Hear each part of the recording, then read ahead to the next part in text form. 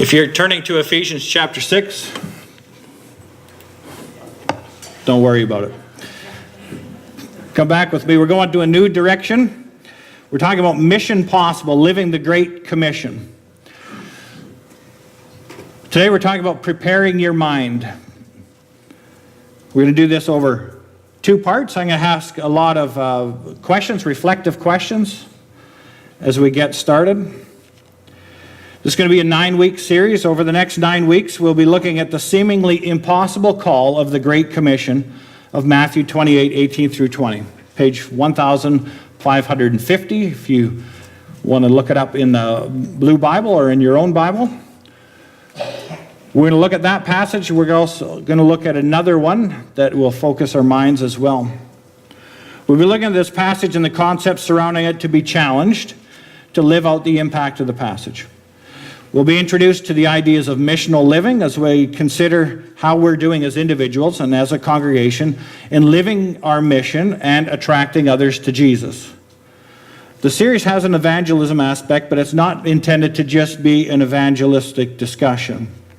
Through the series, we're going to consider some of the big questions about what we believe and how our beliefs impact our lives. Big questions like these. Why are you here? In one sense, existentially, why do you exist? Why is there humanity? Why are you here on earth? And congregationally, why are you here this morning? Why did you choose to come here with these people at this time? Why are you here? How does that relate to your understanding of the mission that you've been called to? Why does our congregation exist? What makes us unique enough to not just blend into all the others? How do we understand what God is calling us to? How do we unify our thoughts? How do we move in a direction? What has God called you to do? If somebody asks you this week, what's your mission? What is your mission in life? What do you want to accomplish? How are you living the mission day to day? What's the future of the congregation? What does it look like? And what part will you play as it transitions? Would you consider these big questions? Who we are and why we're here. The purpose that we believe that we're called to. Having a unifying focus. These are big questions. Big questions that over the next number of weeks we're going to consider.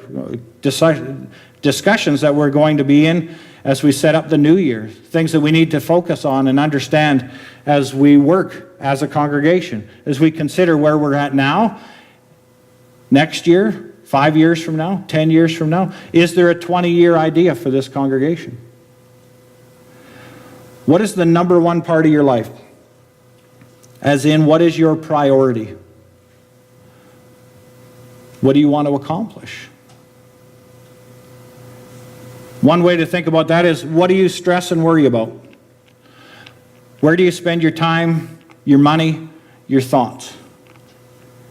How does your number one line up with Matthew chapter 6, 25 through 34, verse 33 in particular? We've talked about scripture memorization, so you're thinking, what was Matthew 6, 33? Do not worry, but seek first his kingdom and his righteousness. It's not seek whenever, but what is the number one purpose of life? Kingdom work. Nothing else matches that. If you're getting off track, how will you realign your purpose with God's plan? Realize, well, it hasn't been number one lately, but it was, or it could be. How do we realign? How is the direction of your life similar and different from the direction of Jesus' life? Well, he didn't live in the day and age that we live in. Doesn't really matter. He could have had the same distractions in business that we did and that we do. But Jesus lived with mission, did he not? He lived with purpose. He lived in a way so that everything was unified, that there was purpose. And at the end of it all, after the resurrection, the last thing that he says in Matthew, last thing that he says to the 11, because Judas has left, to prepare them for what will be the book of Acts and the work of the church, he says, "Then Jesus came to them and said, 'All authority on heaven and earth has been given to me.' Because it's not you, it's me. Because I've already been through this. Because it's not your work, nor your energy, but because I have the ability to do this. Therefore, go and make disciples of all nations, baptizing them in the name of the Father, of the Son, and of the Holy Spirit, and teaching them to obey everything I have commanded you. And surely I am with you always to the very end of the age." Does that sound like something that God has called you to? Do you realize that this is the purpose of our existence? This is the work of the kingdom. This is the last thing that he challenges them with. But he says it's not going to be you to do it, but let me work through you so that it gets accomplished.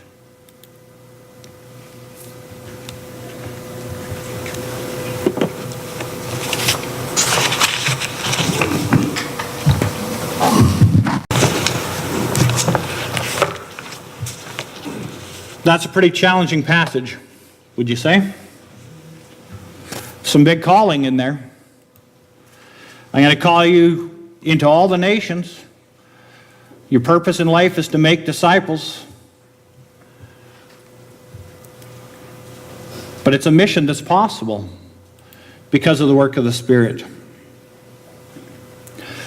There's a mindset that we need to develop as we take on a passage like this. A mindset that we need, I think, as we follow Jesus. To remember how to put things first. It's the idea of, well, something like this. Do you consider yourself a missionary? So you have to think, well, what is a missionary?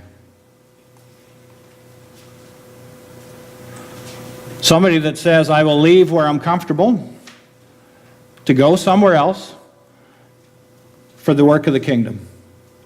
Now that can mean evangelistic missions, like what I did in Papua New Guinea, to go and to help preach and teach. A lot of what I did was supportive missions, to go and support people that were already working there. You can go and do medical missions. You can go and build houses, be an encouragement, but you leave your comfort zone for the benefit of somebody else. Is that you? What's the mission field? The specific area that you feel called into. I can reach these people. I can make this connection. Here's an area or a mindset or an age group or something that where I think I can have an influence. You don't go necessarily until you feel that you're sent out. Sent out with the blessing of others to say, you have our support as you go and do this. You have our encouragement. You have our prayers. This is important and we support you in this. You just don't go aimlessly, do you? You got to realize, well, I'm going to go here and not there. I went from here to LA. I didn't stop in LA. Then I flew to either Cairns, Australia, or Brisbane. But I didn't stop there because I was still going to find to where I was supposed to go, to the people that I was called to. Same way when we left Red Deer 16 years ago and came to Vernon. Because we believed that we were sent. To whom? With what message? When you go, you realize that you've got to start where people are at. And that you've got to help them from where they're at. You've got to be genuine in your connection, but there's still a purpose to being there.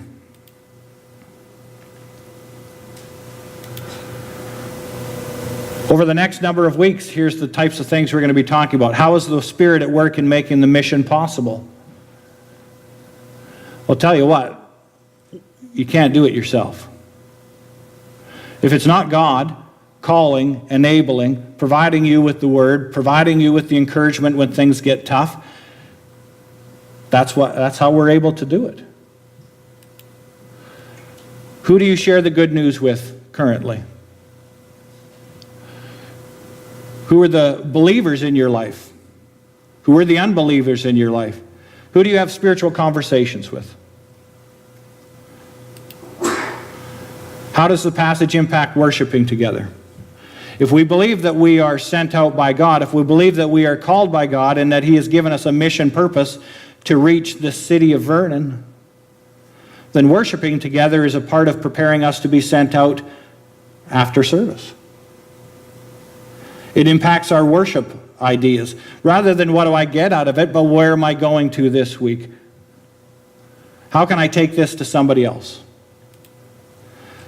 What does discipleship look like in your life right now? Did you realize in that passage it says, teaching them everything I have commanded you? Well, how well are you doing with knowing everything that He commanded you? That's part of it. And then working with others to teach them. Working with believers and unbelievers in our lives so that we would draw closer to God. How can we work together to connect others with Jesus in the church? What happens when people do come? When we are out as mission workers and we're inviting people in, and then what?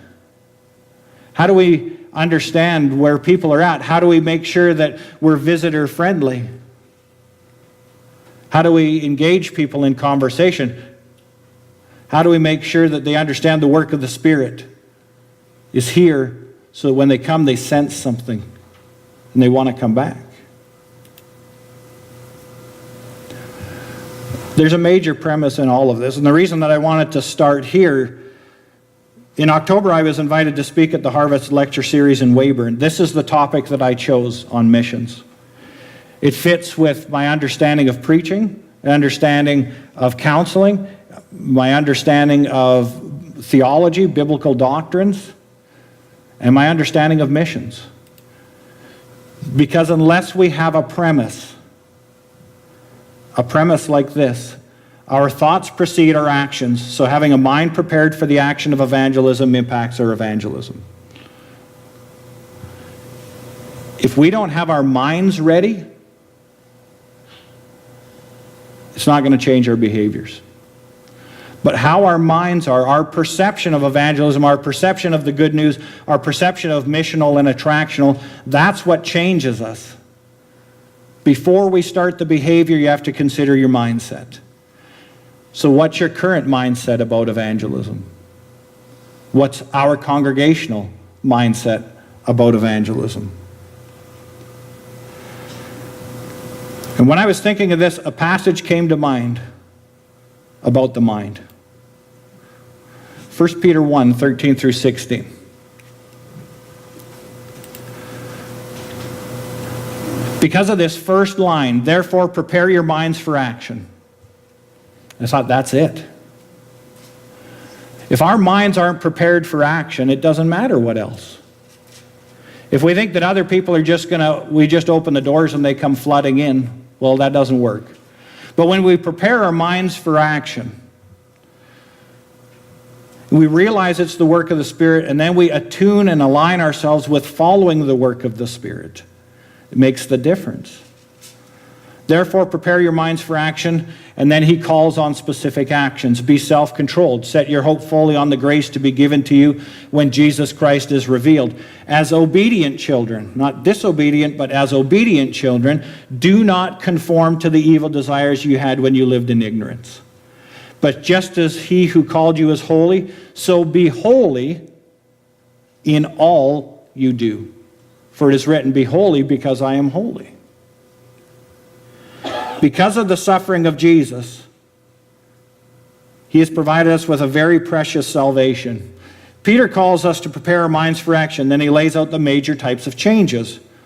But it's because of the salvation that Jesus provides. Not to earn salvation, but because of our relationship with God, we're looking for a way to live it out.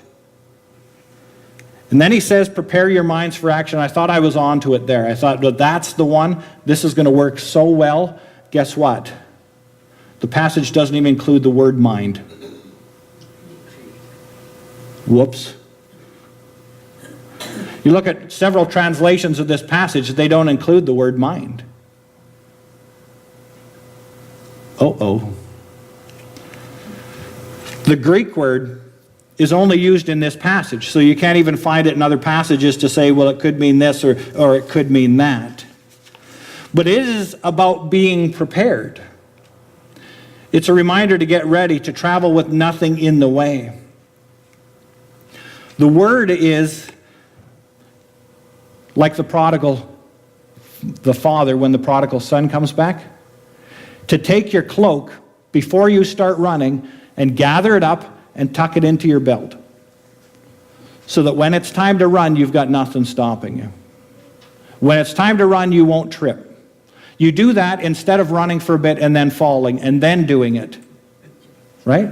It's gather your cloak, it's get ready to go, and when he says go, it's mark, get set, go. That's what the background of the Greek word is there. But it's only used in this passage to gather your cloak and tuck it in your belt so you can run. Not walk, but that you can go and keep going.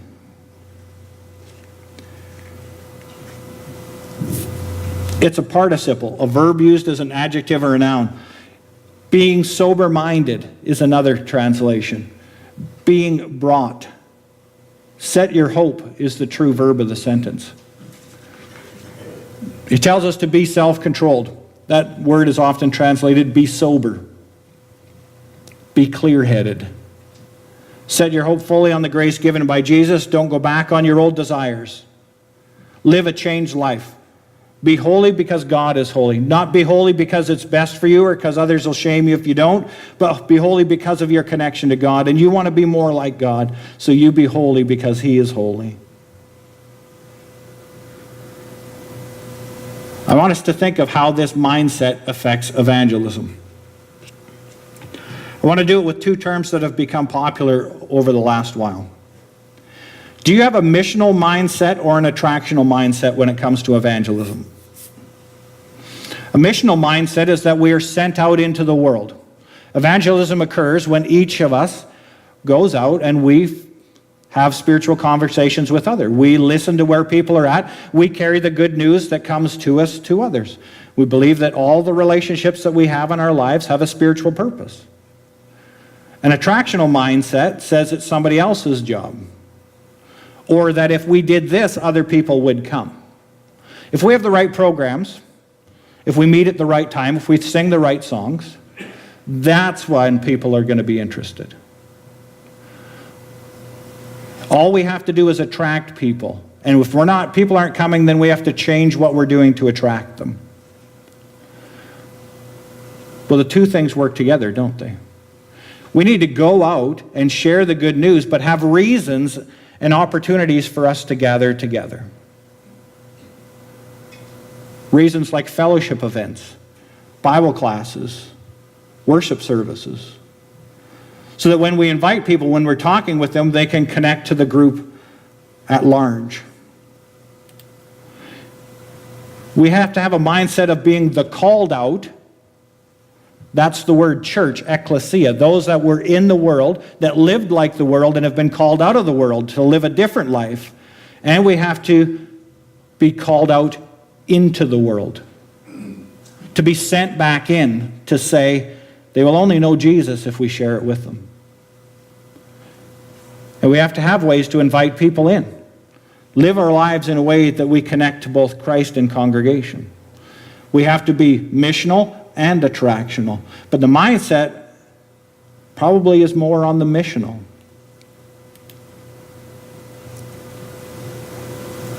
What was the mindset of Jesus? Did he sit in Nazareth and say, if anybody wants to know what I'm teaching, come on over. I've got this fantastic building. What did he say in Luke 19:10? For the Son of Man came to seek and save what was lost. Do those sound very Missional or attractional? Seeking and saving are active words. Does this describe the direction of your life? Are there people that you're seeking? Are there people that you're helping save? Is this the essence of your mission? Really, if you accomplish nothing else in life, how is the kingdom benefited? I may not have made $1 million. I might not have been able to be successful in all of these other things, but I shared my faith. But people came to know God, and then they went out and made him known. That's it. The rest of it fits together. Jesus says this passage to Zacchaeus. He's got the crowd there, but Zacchaeus is in a tree. But Zacchaeus is ready for that mission. So he says, today I've got to come to your house. Zacchaeus is ready to change. That's a part of this missional mindset. You're not going to argue anybody into salvation, are you? But there are people in your life that might be interested in the discussion. People that may go to other congregations. People that may never have ever gone to a congregation. People that don't know God at all. But do we carry those conversations? Do we try to lead people closer to God? The mindset of Jesus. Jesus went through all the towns and villages, teaching in their synagogues, preaching the good news of the kingdom, and healing every disease and sickness. When he saw the crowds, he had compassion on them because they were harassed and helpless, like sheep without a shepherd. Then he said to his disciples, the harvest is plentiful, but the workers are few. Ask the Lord of the harvest, therefore, to send out workers into his harvest field. We talked about the impact of prayer the last 2 sermons. Is this what we're praying? Lord, send us into a harvest field. Help us to find that which is ripe or ready for us to connect to. Do we believe that people in our community are seeking God and that what we have is valuable to them? He tells them to get praying this. I'm not going to do it for you. You've got to develop this. You've got to have a sense of what's out there.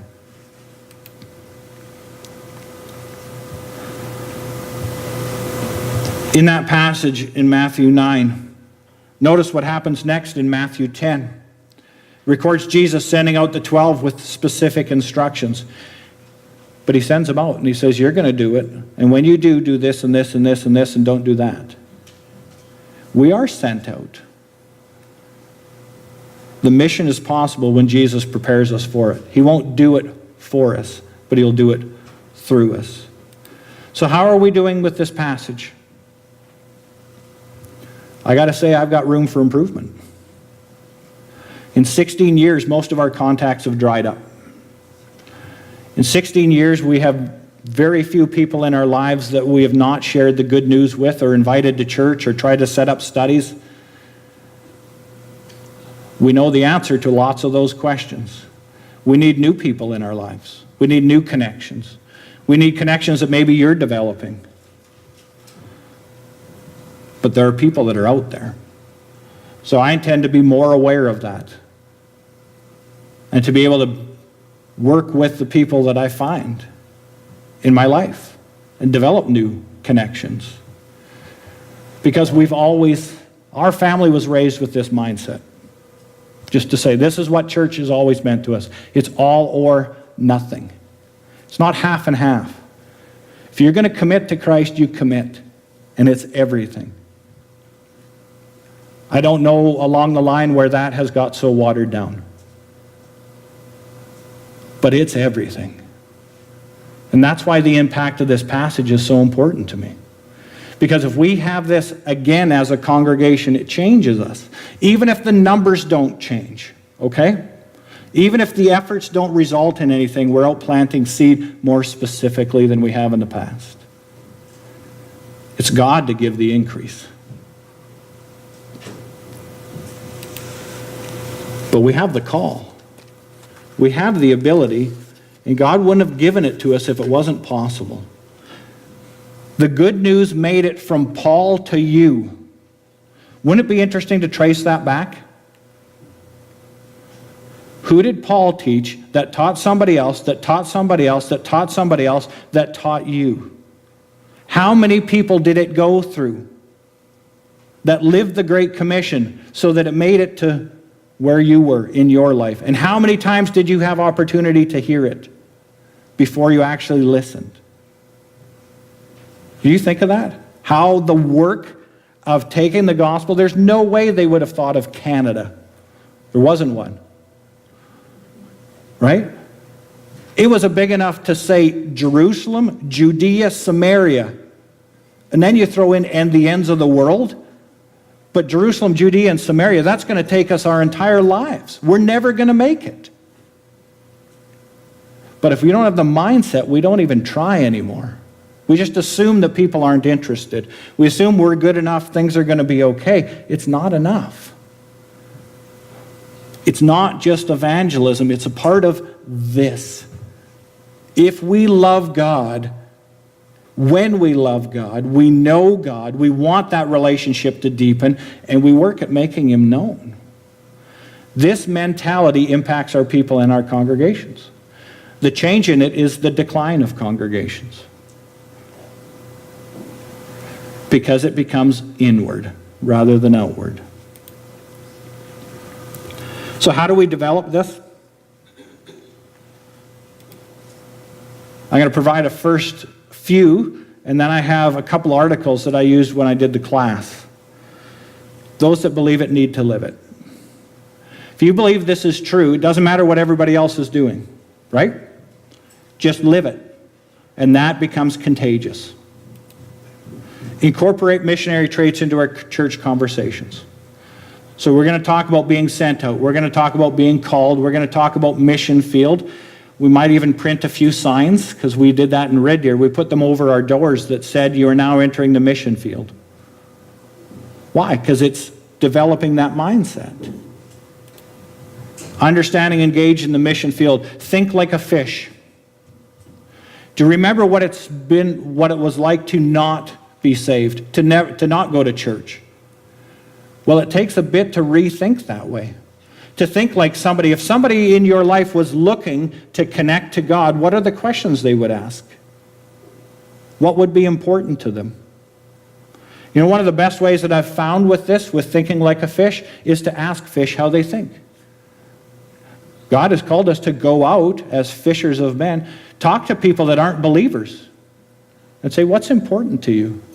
If our congregation wanted to find a way to connect with you, what would be relevant? That's already spiritual conversation.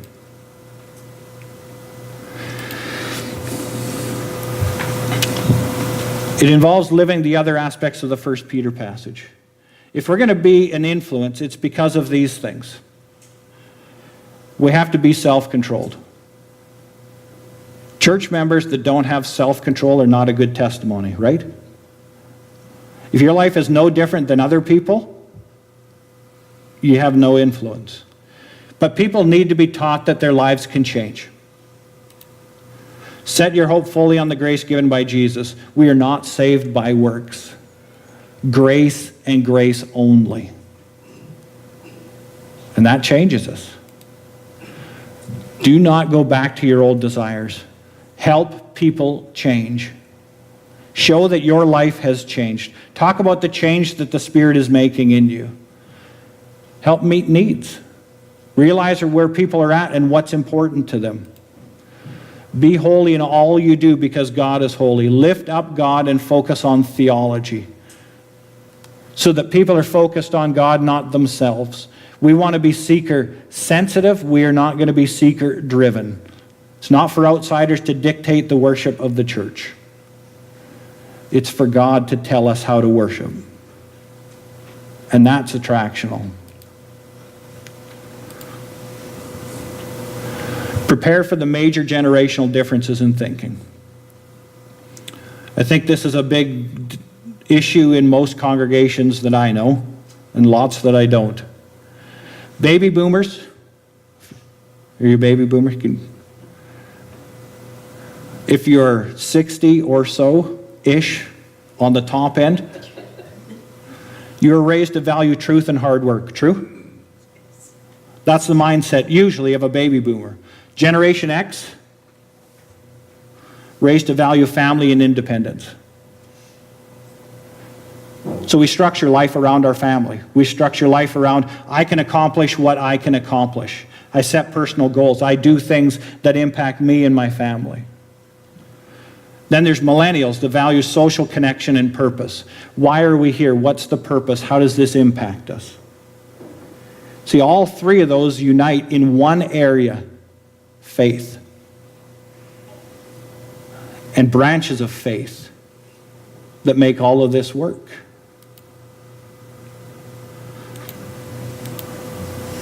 Get outside of ourselves. Inward thinking is the number one trait of declining churches. When we stop thinking about what God is doing out there and we start debating and discussing what we need to be doing in here or where we're at, or you're not doing this or you're not doing that, or you used to do this, why aren't you? That's the number one trait of declining churches.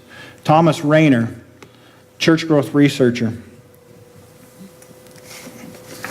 So I have 2 articles that I printed out for those that are interested.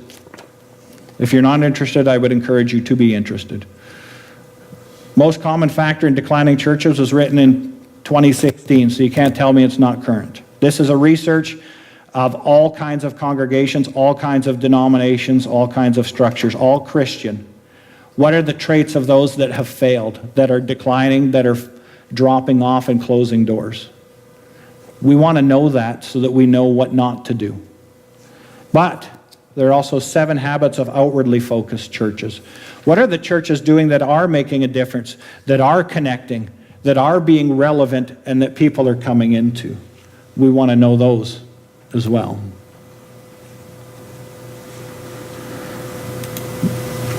Maybe some of these ideas are going to be helpful to us as we work at living the Great Commission, as we recenter our lives and our congregation into knowing God and making Him known. It is important for us to realize the church is the called out of the world, but that's not enough. Salvation is not just for us. We are also sent out into the world. And that happens because we prepare our minds and we start to call for God's vision. How do I see my life as you see it? How do I see the relationships as you see them? How do I see our community as you see them? Help me to focus on you, God, and not me. The mission is possible. Do you believe that? See, because it's a big mission, I have called you to every nation. But that also involves outside these doors. That involves our city. That involves your community. That involves your family and your friends. That involves your workplace. To look for hearts and minds that are attentive. God will give the increase. But our mindset is going to be helpful in doing that. Over the next number of weeks, we're going to take these thoughts, we're going to look at this passage, and we're going to break it down so that we focus on the individual aspects of it. Next week, the little passage we're going to start with is John 20:19 through 21, that we are sent. Do you believe that God has called you to something?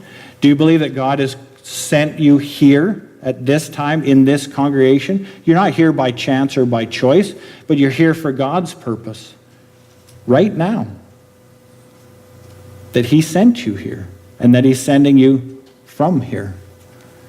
But to do that, we have to have a sense that we really are called, for all of us, to carry the message.